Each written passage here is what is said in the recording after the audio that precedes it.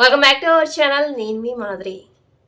కొన్ని బంధాలను చూసినప్పుడు వావ్ ఎంత అద్భుతంగా ఉన్నాయి అని అనిపిస్తాయి. కొన్ని బంధాలు చూసినప్పుడు సూపర్ ఎంత అందంగా ఉన్నాయో, ఈ జంటల్ని చూస్తుంటే ఎంత ముచ్చటేస్తుందో అన్న ఫీలింగ్ మనకి తెప్పిస్తూ ఉంటాయన్నమాట కొన్ని మనుషుల మధ్య ఉన్నటువంటి రిలేషన్స్.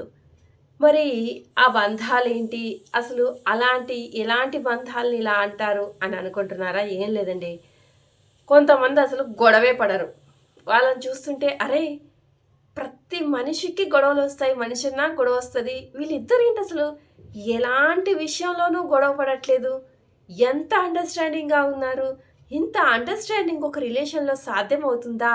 నిజంగా అంత గొప్ప బంధమా వీళ్ళది అని అనిపిస్తది. అలాంటి వాళ్ళని చాలా కోకొల్లలుగా మనం చూడలేం కానీ రేర్‌గా అనమాట. ఒక 100లో 1%, 2% మనం చూస్తూ ఉంటాం. అంటే అస్సలకి గొడవ పడని వాళ్ళనమాట. అంటే ఒకరు ఏదైనా చెప్పారంటే ఇంకొకరు దానికి సరే అని యాక్సెప్ట్ చేసేస్తారు దాన్ని. వాళ్ళు చెప్పారు కదా అని.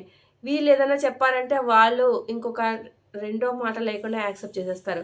అంతే కదా! ఇప్పుడు ఒకరు చెప్పినప్పుడు ఒకరు వింటూ ఉన్నారంటే ఎప్పుడైతే ఒకరు చెప్పింది ఇంకొకరికి నచ్చదో అప్పుడు గొడవ మొదలవుతది. ఒకరు చెప్పిన దానికి ఇంకొకరు అంగీకరిస్తూ ఉన్నప్పుడు ఒకసారి వీళ్ళు, ఒకసారి వాళ్ళు ఇంక గొడవలు రావు కదా వాళ్ళ మధ్య. అలాంటి బంధాలను చూసినప్పుడు అందమైన బంధం అండి ఇది. అసలు దీనికి పేరు పెట్టడానికి లేదు. ముచ్చటైన బంధము అని అనిపిస్తదనమాట. ఇక అద్భుతానికొస్తే ఎన్ని గొడవలైనా పడతారు వాళ్ళు. ఎన్ని గొడవలు నిమిషానికి కూడా టామ్ అండ్ జెర్రీలాగా పోట్లాడుకుంటారు. కానీ ఫైనల్‌గా మళ్ళీ కలుస్తారు. మళ్ళీ గొడవ పడతారు. మళ్ళీ కలుస్తారు.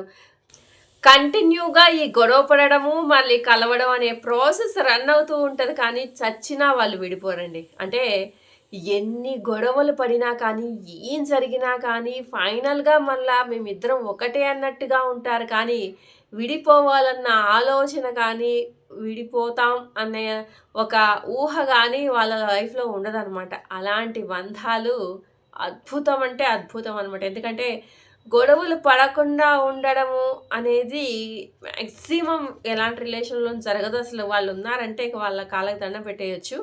అది వేరే విషయం. గొడవలు పడుతూ కూడా ఇప్పుడున్న రోజుల్లో గొడవలు పడుతూ కూడా వాళ్ళతోనే ఉండాలి అని అనుకోవడం గొప్పనమాట. ఎందుకంటే ఇప్పుడు ఎలా అయిపోయినాయంటే రిలేషన్సు చిన్నపిల్లలు గానీ, నర్సరీ పిల్లలు ఈ చాక్లెట్ ఇవ్వలేదు నీతో మాట్లాడిన కటింగ్ పో అని చెప్పేసి అలా అయితే చిన్న పిల్లలు అనుకుంటూ ఉంటారా మెచ్యూరిటీ లేకుండా.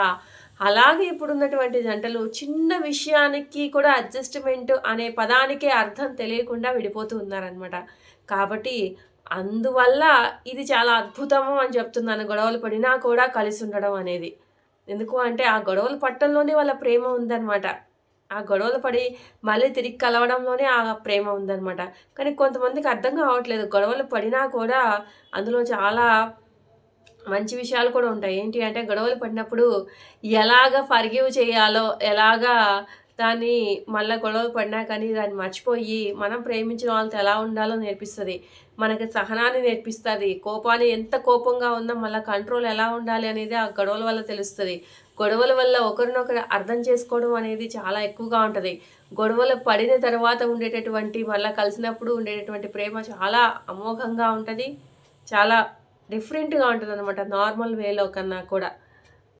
కాబట్టి గొడవలు కూడా మనకి మంచి చేస్తాయి. అవి మనకే అర్థం కావనమాట. అలా అని చెప్పేసి 24 గంటలు గొడవ పడుతూ ఉండండి. గొడవ పడిన బంధమే గొప్ప అని చెప్పేసి కాదు నా ఉద్దేశము. ఒకవేళ రావాల్సి వస్తే కావాలని పెట్టుకుంటే కాదు. రావాల్సి వచ్చిన గొడవలు వచ్చినా కానీ మరలా దానిలో ఎవరి తప్పుంది, ఒప్పుందని చక్కగా కూర్చొని కమ్యూనికేట్ చేసుకొని, మాట్లాడుకొని, మళ్ళీ అడ్జస్ట్ అయ్యి, మళ్ళీ కలిసిపోతారు. ఆ బంధం ఇప్పుడున్న రోజుల్లో చాలా చాలా గొప్పదే అని నేను చెప్తున్నాను అనమాట. నా పాయింట్ ఆఫ్ వ్యూ. ఇదండి ఈరోజు వీడియో. గొడవలు లేని వాళ్ళు ఇంకా సూపర్బు. గొడవలు ఉన్నా కూడా కలిసున్న వాళ్ళు కూడా సూపర్బ్. ఓకే. చిన్న చిన్న విషయాలకి ఎవరైతే విడిపోతూ ఉంటారో వాళ్ళు కొంచెం నేర్చుకోండి వీళ్ళ దగ్గర. ఇదండి ఈరోజు వీడియో. వీడియో కనుక నచ్చితే లైక్ చేయడం మర్చిపోద్దు. మరిన్ని ఇలాంటి వీడియోస్ కోసం వెంటనే ఛానల్ సబ్స్క్రైబ్ చేసుకొని పక్కన బెల్ ఐకాన్ కూడా ప్రెస్ చేయండి. అప్పుడే నేను పెట్టే డైలీ నోటిఫికేషన్స్ మీ దాకా వచ్చేస్తాయి.